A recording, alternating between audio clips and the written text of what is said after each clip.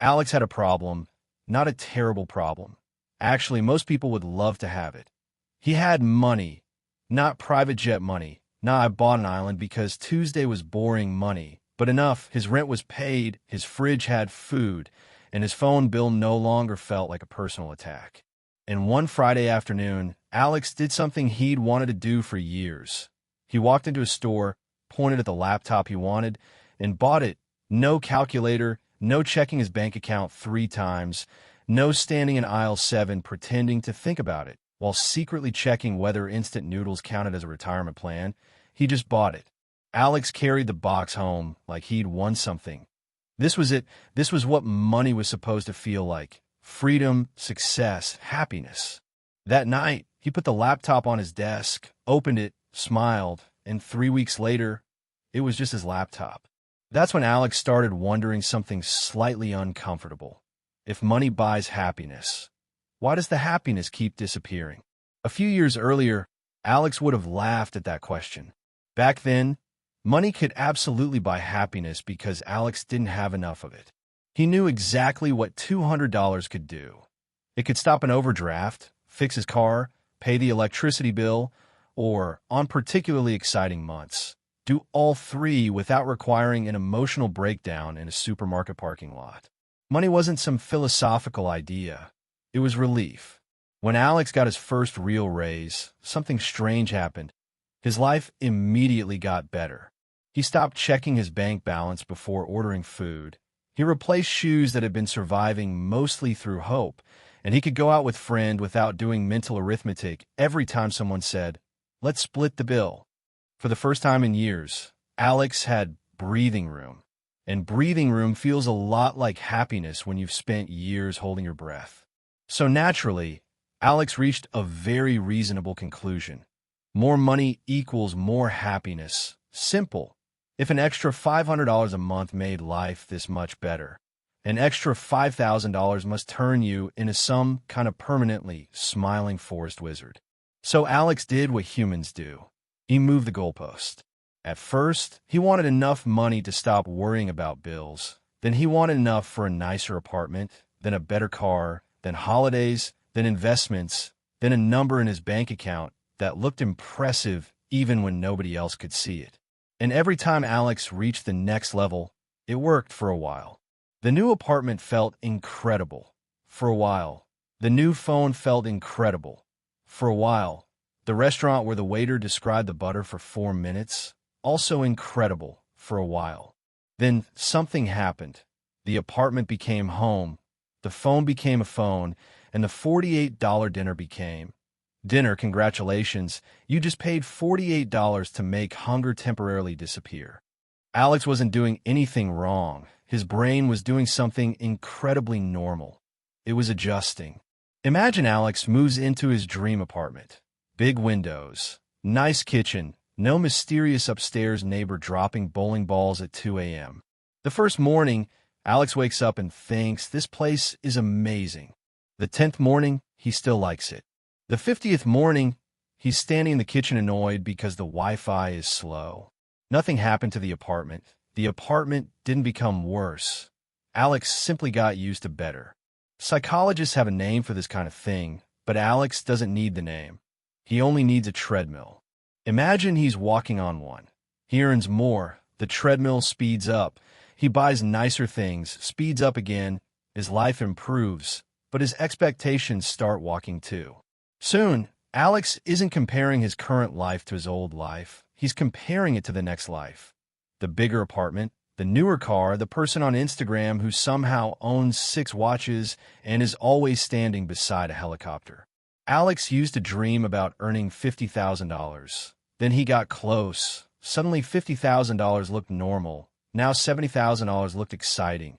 Then $70,000 became normal, and somewhere out there was a guy making $200,000 complaining that he couldn't afford the boat he really wanted. This seems ridiculous until you realize Alex was doing the same thing, just with a smaller boat. So maybe money couldn't buy happiness after all. That's what Alex started thinking until Tuesday. Tuesday changed the whole idea. It started with a message from his boss. "Can you stay late tonight?" Normally, this wasn't really a question. He would stay, he'd cancel dinner, he'd tell himself it was fine. He'd go home exhausted at 9:30, then spend 40 minutes watching videos about taking control of your life. Very productive. But this time, Alex looked at his savings. He had enough money, enough that losing this job wouldn't destroy him tomorrow, enough that he wasn't trapped. So he wrote, "Can't tonight. I'll finish it tomorrow morning." Then he put the phone down. Nothing exploded. Nobody kicked down his door. The economy continued operating, and Alex went to dinner. That evening, something clicked. The expensive laptop hadn't changed his life much, but having enough money to say no had, and that was different. Alex began looking at money differently. Maybe the best thing money could buy wasn't stuff. Maybe it was distance between a problem and panic. A broken washing machine is annoying. A broken washing machine, when you have $14 in your account, is a crisis. A bad boss is unpleasant. A bad boss, when missing one paycheck, means missing rent feels like a prison guard. A delayed flight is irritating. A delayed flight, when replacing the ticket destroys your monthly budget, becomes the beginning of a documentary about a man losing his mind in Terminal B. Same problem, different amount of money, different emotional weight. Money wasn't buying Alex constant happiness. It was buying fewer emergencies, and that matters a lot. But there was another part Alex hadn't noticed. One Saturday morning, his mother called. She needed help with something small.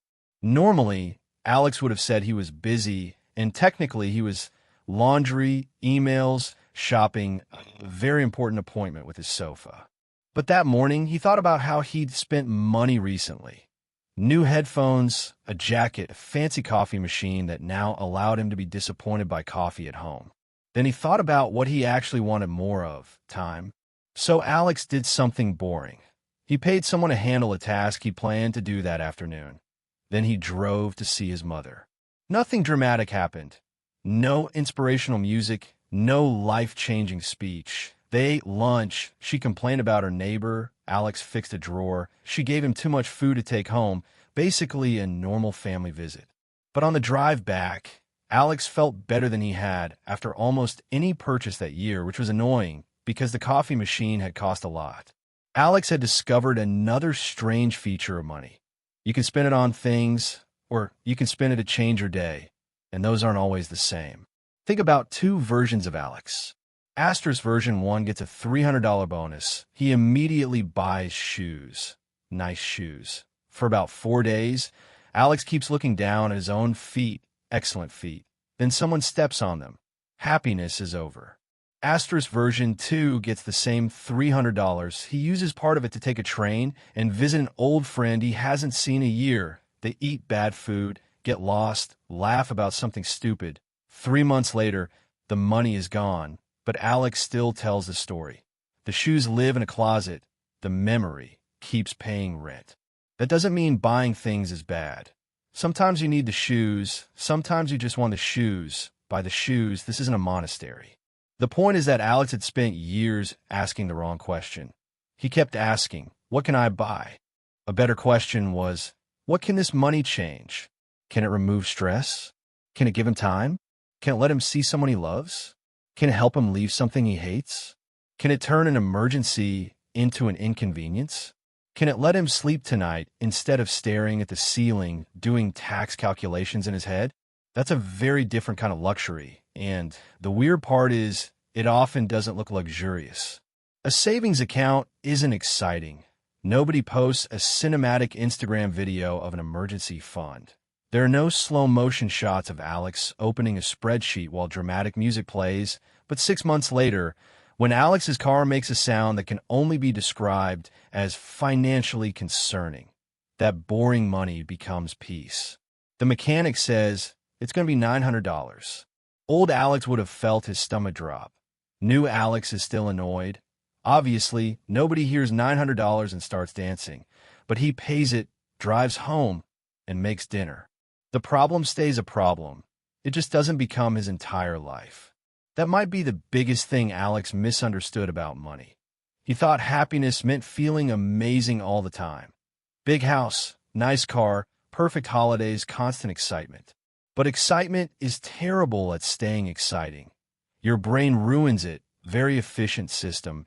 Give Alex almost anything long enough, and eventually he'll complain about the parking. Maybe happiness is sometimes quieter.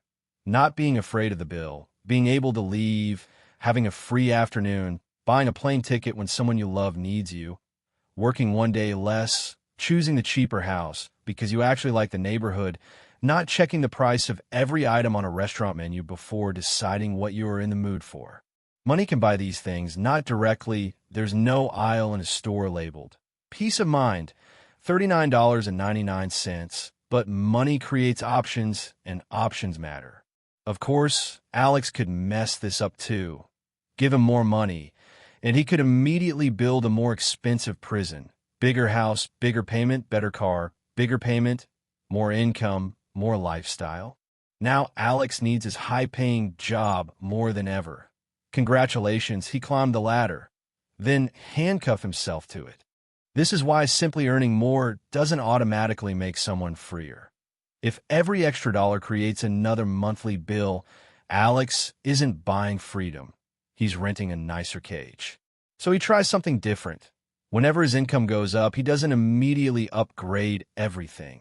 Some of it goes toward boring things, savings, debt, investments, future choices. Some goes toward experiences. Some goes toward making life easier. And yes, some still goes toward completely unnecessary nonsense. Alex is human. But now he has one rule. Before spending money, he sometimes asks, will this make my life look better or feel better? Not every purchase needs to pass some deep spiritual test. It's a pizza, relax. But the question changes things. The giant TV might make Sunday better, great. The expensive car might genuinely make Alex happy, fine. But maybe the best purchase this month is paying for a cleaner so he gets Saturday morning back. Maybe it's visiting his friend. Maybe it's therapy. Maybe it's moving closer to work.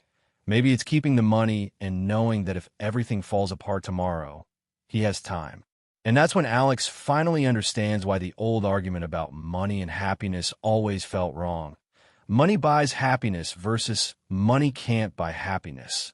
Both sound neat, both fit nicely on a quote image, and both miss the interesting part. Money is a tool, a very powerful one. If Alex uses it to chase constant excitement, he'll always need a little more, a bigger number, a better thing, a newer version. The treadmill never stops.